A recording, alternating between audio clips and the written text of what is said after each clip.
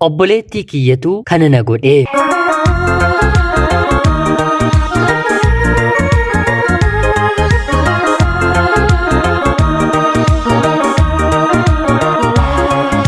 Yeroodhaaf maqaa kiyya himachuun barbaadu kanan dhaladheetti guddadhee jiituu magariituu Oromiyaa keessatti barnoota kiyyallee kutaa 1 hanga 12tti maatii koo abbaa koo biratti baradhe jechuun kutaa 1 hanga 8tti qofa haati koo lubbuudhaan anarra turuu dandeesse. Sanaan booddee nuyi ijoollee dubaraa 4 obbolaa itti rakkatee guddisaa kan ture abbaa keenyadha. Arfan keenyiyyuu dubartootadha.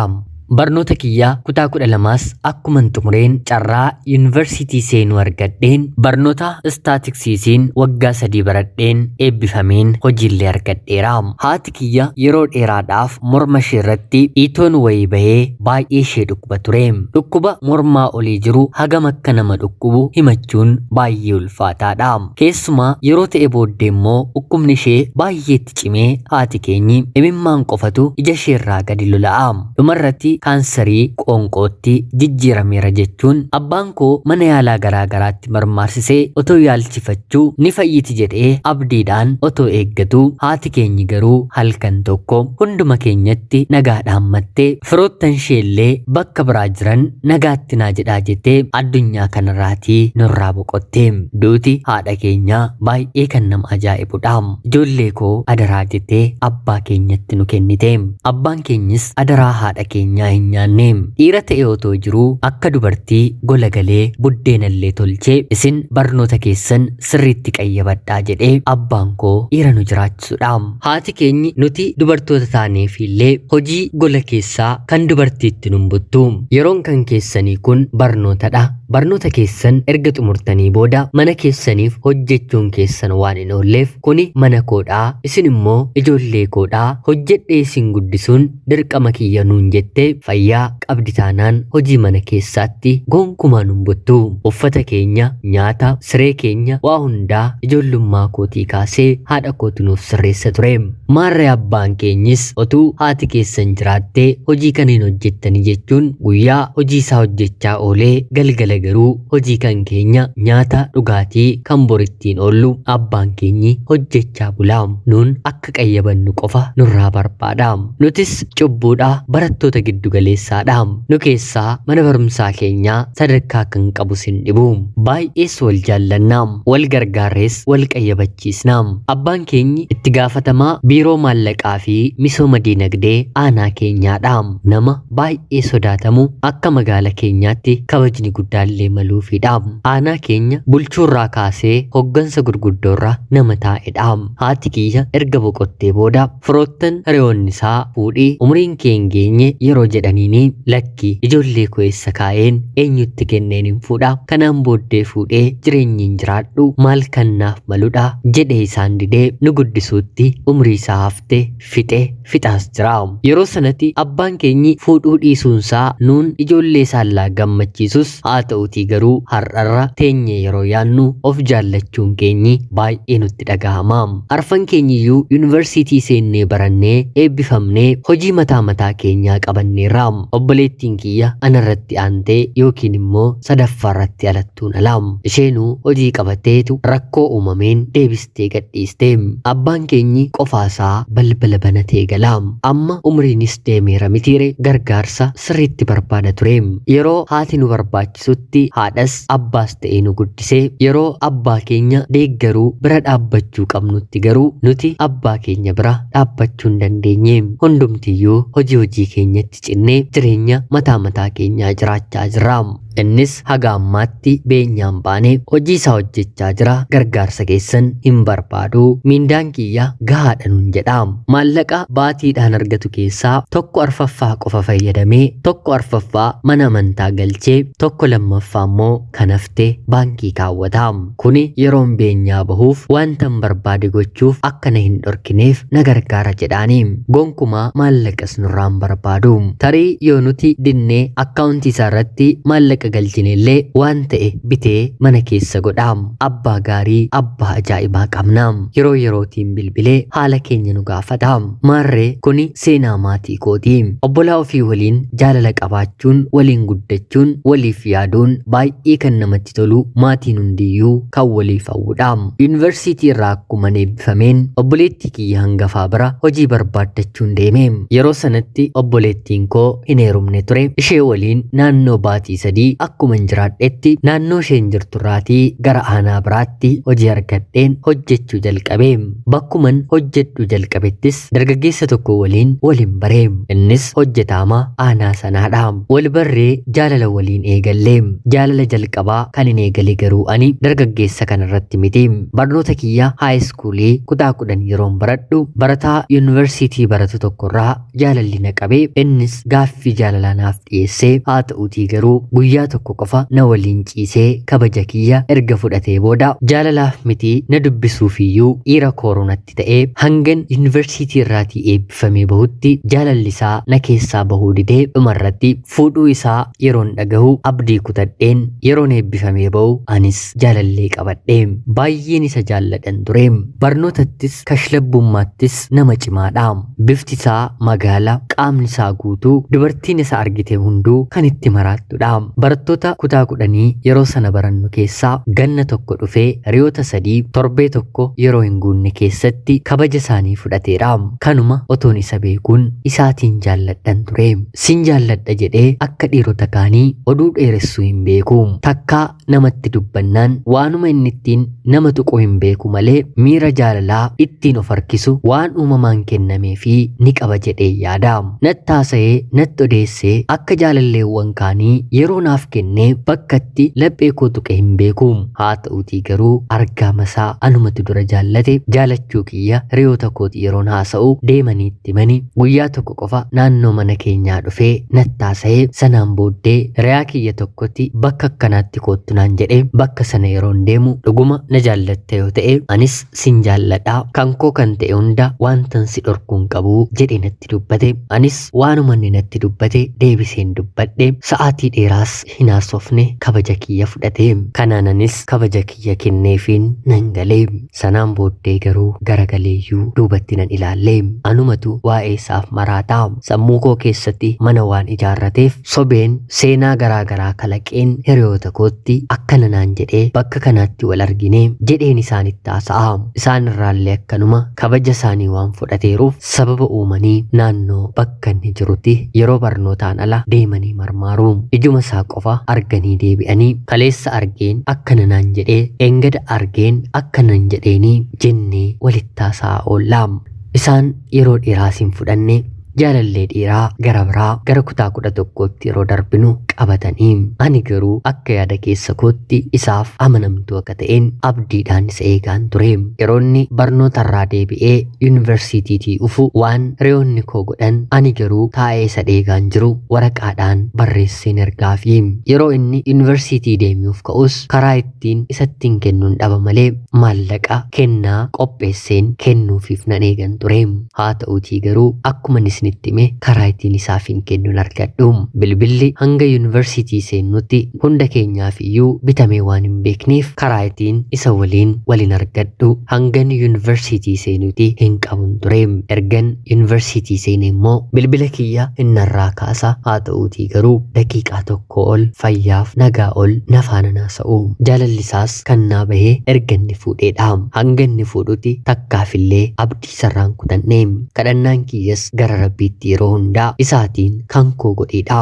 Kanaaf natti fakkaata qalbiin koo isa qofaarra waan jiruuf yuunivarsiitii keessatti gaaffii jaalalaa naaf dhiyeessu kamiyyuu keessummeessuuf fedhiin qabu. Haa ta'uutii garuu otoon yuunivarsiitii barachaa jiru yeroo tokko rakkoon jeequmsaa mooraa yuunivarsiitii keenyaa keessatti uumamee jennaan abbaan koo kottu galii otoo waan ta'in jedhee na akeekkachiisne jennaan gara biyyaatti hin galee. Kanaan torbee lamaan gantaa'etti barsiisaan tokko yeroo sana gidduutti qormaata daree keessaa 30 barattoota qoreem. Mooraan yuunivarsiitii keenyaa immoo barattoota jeequmsa kana sodaatanii galan isaantu rakkoo nageenyaa kanaaf sababa ta'e jechuun barsiisota mana barumsaa keessaa qormaata kan darbeen akkan qorre akeekkachiisa yeroo baasu yeroon deebi'u barsiisaan kuni na didee jennaan mana koo koottu siif hin guutanaan jedhe. Anis waggaa tokko keessa deebi'uu korra mana isaa deemuun qaba jedheen deemeen waliin ciiseen qabxii kiyyanaaf guuteem. Seenaan fokkisaa lamaan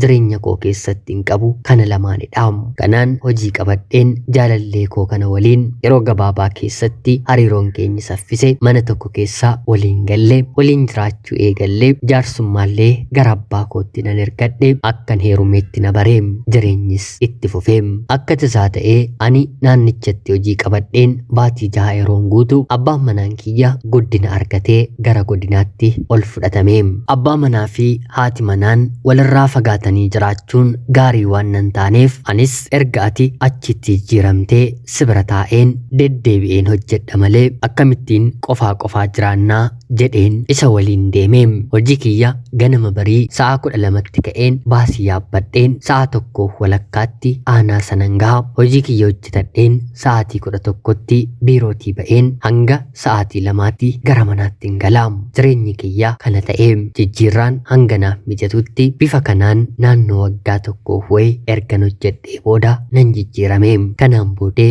jijjiirraa argadheen isa bira jiraachuu yeroon jalqabu amma immoo isaaf carraan hojii gara biraa argamee dhaabbata miti mootummaa keessatti miindaa guddaadhaan abbaan manaan koo qacaramee hojjechuu jalqabaam. Maallaqni maatiidhaaf yeroo dhufu eebbadhaa nama gammachiisaam. Haa ta'utii garuu maatii haadha manaaf abbaa manaa gargar kan fageessu yoo ta'e gammachuu eebba fide akkuma dhufu gaddaa fi abaarsas harkisee dhufaam. Abbaan manaan koo baatiitii torbee tokko yookiin immoo guyyaa 5 yoo mana bulee gaariidhaam. Yeroo hunda Oromiyaa keessa naanna'aa ooluum. Konkolaataa kennameefii qabu takkaa gargaarsa jedhu takkaa kana ijaarra jedhu takkaa piroojeektii akkanaa deemnee ilaalla jedhu hojiin isaanii kanumadhaam. Dhamaatii guddaa qaba. Hojii kana dura hojjeturraa immoo kanfaltii gaarii ni kanfalaafi. Kanaan Oromiyaa keessatoo naanna'u hojiin isaanii dhukkuba busaallee balleessuu of keessatti qaba. Haa ta'uutii garuu gammoojjii Oromiyaa keessaa bakka tokko deemee ofii dhukkuba busaa kana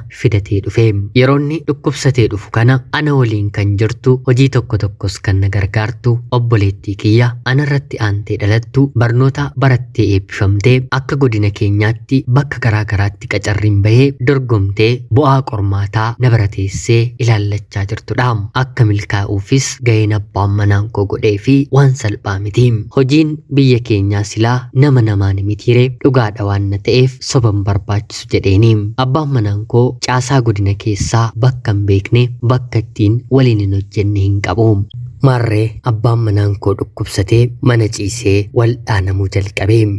Anis ganama baheen yeroo laaqanaatti hin deebi'a. Laaqana nyaadheen gara hojiitti hin deebi'aam. Obboleettii kiyyatu waan tokko gargaaraa mana keessaa waliin dabarsaam. Anis shakkii tokko malee obboleettii koodhaatii walitti dhiiseen deemaam. Haa ta'uutii garuu bifaan anaaf obboleettiin koo karaa hundaa waan wal fakkaannuuf isaan gidduutti rakkoon gara biraa uumameeraam. Obboleettiin kiyya hojii qabattee abbaan manaan kiyya akkuma fayyetti mana ofiif kireeffattee qofaa jiraachuu jalqabdeem. Naqaan of teetii haa ta'u walii isaan beeku hojii akkuma qabatteen balbala koo dhufuu diddeem. Maal taateeti jedheen tarii yoon ishee gaddisiiseefillee dhiifama akkanaaf guutuuf obboleettii koo hangafatillee nanaa sa'aam. Haa ta'uutii garuu har'a bor nan deema otoon jedhu otoon deemiin nafee jettee obboleettii keenya hangafaaf deebisteem. Naafis hin bilbiltuum. Yoon bilbiluufis bilbila naaf hin kaastuum. Baatii tokko ergan dabarsee booda mucaan kun maal taateetii jedheen mana ishee deemeen ilaaleem. Homaa mana ishee keessa seeraan jiraachaa jirtiim.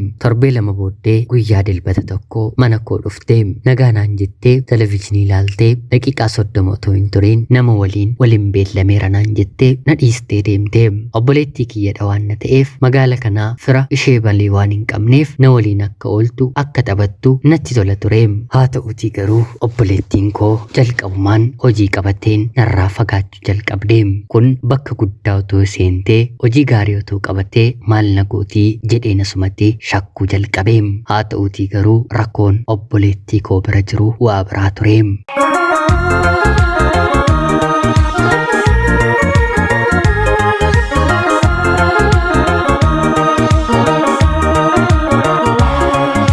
tasaa ta'ee anaa fi abbaan manaan koo waggaa 3 waliin jiraannee daa'imni nu gidduutti hin uumamne ture.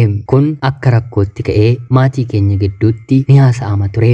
Yeroo jalqaba anaa fi abbaan manaan koo waliin jiraachuu jalqabnu qorichoota garaagaraa gosa gosaataadhaan fayyadamaan ture. Mana yaalaa deemeen yeroo ilaalamu dahuu ni dandeessaa, haa ta'uutii garuu qorichi kun qaama kee keessaa yaa'ee waan ta'e hin dhumnee fi qorichoota guyyoota muraasaaf qofa ulfa dhorkan yeroo hedduu fayyadamuun rakkoo akkanaaf nama saaxiluu ni danda'a. Daa'ima ni argatta, haa ta'uutii garuu obsuu qabdaa jedhanii anattis abbaa manaa kootti simaniiru. Anaa fi abbaan manaan koos ni arganna jennee abdiidhaan teenyee eegganne malee hin dhabnaa daa'iman argadhu jedheen sammuu kootti yaadeen hin beeku. Yaaduus immoo hin barbaadu. Waan dhaban yoo ittuu jabeessanii yaadan namarraa fagaachaa abdii nama kutachiisaa deema mitire. Anaaf abbaan manaan koo haasoo keenya irrattiyyuu ijoollee gaafa godhanne jennee haasofna malee ijoolleen godhannu rakkoon kan keeti rakkoon kan kooti jennee bakkatti haasofnu hin qabnu. Lamaan keenyu immoo godhachuu ni barbaanna.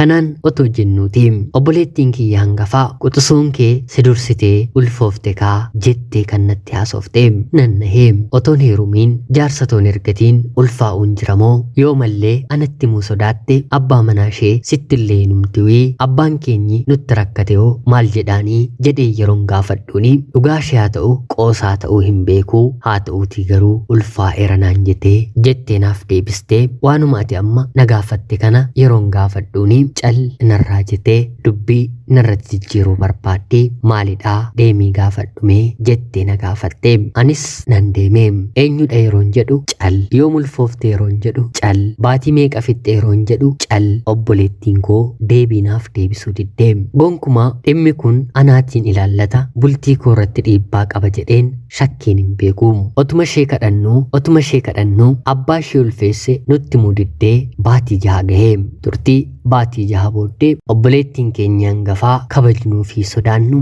bakka jirru dhuftee anaan qabatee mana ishee na geessinaan jettee mana isheen geessee hanga abbaarraa ulfoofte yookiin immoo jaarsa ergututti mana kanaa hin deemu jetteeni.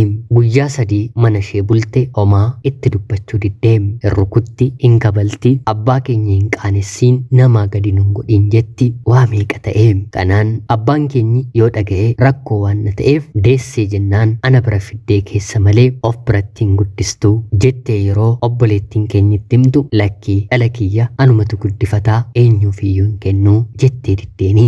Waa'ee abbaa keenyaa hoo maalitti yaaddaree yeroo jettuuni booddee dhugaa jirutti himaa jettee deebisteefi dhugaan jiru maalinni icciitii kee nuyi obboloota kee warra dubartootaatti otoo himiin abbaa keenyatu si hubataayii lakkii booddee ni gaabbitaa waan gooteetti gatii kaffaltaa yeroo jettuuni waan ta'e hunda obboleettii keenya hangafaatti himtee. Obboleettiin kiyya anarratti dhalatte ulfa ta'uu ishee kan barte baatii 4 booddeedha. Kan ulfeesse immoo abbaa manaa koo yeroo dhukkubsatudha. Obboleettiin kiyya hangafaa safuu kana dhageessee anattillee otoo hin himiin isheenoo natti mudidda jettee na dhokattee deebitee galtee maal goona jedheen har'a bor bilbileen yeroo isheen gaafadhu akka yeroo durii baruuf akka tokko natti taatu sidhammoo dubbii kana kan qabu jettee natti dheekkamtu dhiistee dhimma isheeti akka garaa ishee taatu wanta hin danda'u yaaleera fi kanneen kana fakkaatani jechuun dubbii irra dibuu jalqabdee amma gaa shakkuun eegalee dubbiin gara kiyyatti galagalee obboleettiin kiyya waa malee calle naan hin jenneen jedhee. Kanaan guyyaa tokko abbaan manaan koo gara manaatti gaafa galu halkan bilbila isaa chaarjirra godhatee yeroo ciisu bilbila isaa banuuf yeroon jedhu ashaaraadhaan cufameera. Suuta jedheen otoonni ciisuu quba isaarra kaa'een bilbila isaa banee wantin arge ajaa'iba ture. Maallaqa inni obboleettii koof ergaa ture ergaa gabaabaa waliin barreessan haalarra jirtu haala keessa jirtu yeroo qoodduu fi maatiin waa'ee ishee beekuuf dhiphachaa akka jiran gara fuulduraatti yoo maal godhan kana keessaa akka bahan inni immoo ulfa kana akka hin baasne jabeessee yeroo ishee dhorku maallaqa haga barbaadde akka kanfaluu fi gaa'ela kana suuta jedhee akka diigu fi kanneen kana fakkaatan anaan afaan kiyya gab kan na godhan bilbila isaa keessaan dubbisee baay'ee nama ajaa'iba mitiire hanga kanaa deemanii deemaniiru jedheen gonkumaa yaanneem. Halkan sana wanti hin godhu bitaanatti galeem. Kana argeen obseen deebi'ee ciisuus hin dandeenyeem. Kan cabe kan cite gaa'ela koodha waan ta'eef golatti darbeen ilmoo mooyyee bunaa kan sibiila ta'e dhaqee baafadheen abbaan manaan koo bakka inni ciisutti jilbasaa si'a lama haga rukututti hirribaan kaaneem. Si'a lama rukuteen garuu jilba lafeen irraa cabeen haala kamiin akka inni itti utaaleen beeku ilmoo mooyyee sana narratti qabeem. Iyyis iyyame ollaan nutti yaa'ee ambulaansiinis battaluma waamame dhiigaa jiru hidhanii fi ambulaansiirra kaa'anii gara mana yaalaa geessanii poolisoonni illee gidduutti dhufanii waan turaniif qaamni dhiigaa jiru kan isaa waan ta'eef anaan mana dabaa mana seeraa nageessanii. Ganama barii nagaa fakkaattee nagaafachuu kan dhufu eenyoo ta'e gaariidha obboleettii kiyya. Haga kanaatti shakkii tokkollee waan hin qabneef otuma sodaattuu gara kiyya dhufteem. Anaaf ishee gidduu hulaa balbalaatu jira. Nagaa ishee gaafadheen harka ishee qabeen ofitti ishee harkiseen morma ishee hudheen lubbuu ishee baasuuf yeroon jedhu poolisoonni gargar nu qabanii miira seexana ta'utu keessa kootti horameem. Wantan godhun dhabeem. Abbaan manaan koo haga guyya sadiitti himatan irratti hin banne mana poolisaatii nan gadhiifame. Inni garuu gara manaatti deebi'uu hin dandeenye hospitaaluma ciisaa tureem. Maarreegaa haati mucaasaa deemtee nyaata wantoota garaagaraa geggeessaa fi turteem. Ani garuu otoon harkaa fuudhee nyaatee summiidhaan nyaatan geessee fi baay'ee natti tola tureem. Haa ta'uutii garuu dursee hospitaala kana akkan seenne jedhee dhorka waraqaadhaan irratti baasiseem. Waan ta'e hundumaas akkan bare waan beekaniif obboleettiin kiyyas mana jiraattu gadhiistee baatee bakka biraa galteem. Kanaan booddee akkamaa ta'uu baay'ee xiinsammuu koo tuqameem. Obboleettiin kiyya deesse obbolaan koos nam tokkos baga deesse jedhee mana isheen dhaqne bilbilaanis hin gaafanneem. Kashlabbummaa kana eessatti barte jedhaniineem. Abbaan manaan koos guutummaa guutuutti miilli isaa fayyaa hin taane ulee qabatee deema. Ishee waliinis jiraachuuf mana tokkoon galleem. Anaa waliinis seera fuulduratti waliin hiikneem. Har'a kun erga ta'ee waggaa 3 lakkoofsisneerra miira aarii gadduu obboleettii kiyyas abbaa manaa koos ajjeesi jedhu qofatu natti dhagahamaam. Darbee heerumuuf fedhiin godhanneem. Dhala godhachuuf garuu si'a 2 dhiira waliin ciiseera. Si'a lamaan isaayyuu nan ulfaa'e. Si'a lamaan isaayyuu dhiira nan fuuneef maaliif hin ulfaa'a jedheen ofirraa baasiseem. Jireenya baay'ee ulfaatu gaddisiisu keessan jiraam. Obboleettiin kiyya deessee hojii isheellee addaan kuchisiisee yookiin waliin hin jiraatu diidaa dubartii gara biraa ari'aa isheefillee boqonnaa kenneen jiruum. Maallaquma kutaa fi natti fakkaataam. Ani garuu gubadhe jireenyi koo nagaa na dhowwateem. Gaarii yaaduun eega abbaan manaan koo akkana na godhee qalbii koo keessaa yaa'ee badeem. Waan baay'ee waan gurguddaa anaaf inni waliin karoorsinee turreem. Haa ta'uutii garuu akka karoora koof akka karoora isaatti hin taaneem. Karaan ani hin beekne karaan ani hin shakkine abbaan manaan koo naganeem. Gaa'illi silaa akka naannoo keenyaatti takkaadhaam. Takkaan ala gaa'illi ijaaramu hin jiruum. Gaa'illi takkaa ijaarame immoo hin diigamuum. Hanga yoomiitti jireenya kanaan akka ittiin fufu dhukkuba natti ta'eem. Otuu orma bira deemee orma ulfeessee anis abdii kutadheen jireenya gara biraa nan jalqaban tureem. Amma garuu obboleettii koo haadhoo koo abbaan tokko nu guddise haati tokko nu deesse mana tokko keessatti burraaqaa waliin guddanneen abbaan manaan koorraa dhalchee ishii waliin jiraachuufillee sodaa godhatee jireenya koos jireenya ishees al takkaatti balleesseem. Kan nama ajaa'ibu fuudhi jedha malee abbaan koo amma yoonaa waan nuti taaneerru wanti nuti keessa galleerru hin beekuum. Sababa uumeen biyyatti galee deebi'aam. Heerumuufis dahuufis fedhiin qabuum. Haa ta'uutii garuu miirri kun haga yoomiitti akka inni narra turu gaaffii sodaa guddaa natti uumee jiraam. Mee obboloonni koo nama dadhabe nama abdii kutee balleessaa isaa malee nama tuqameef abdii horuu abdiitti kennuu dandeessan yaada keessan komentii jalatti naaf qoodaam. Ana obboleettii keessan Jiituu Magariituu Oromiyaa keessaatiin ulfaadhaa nagayaatti galatoomaam.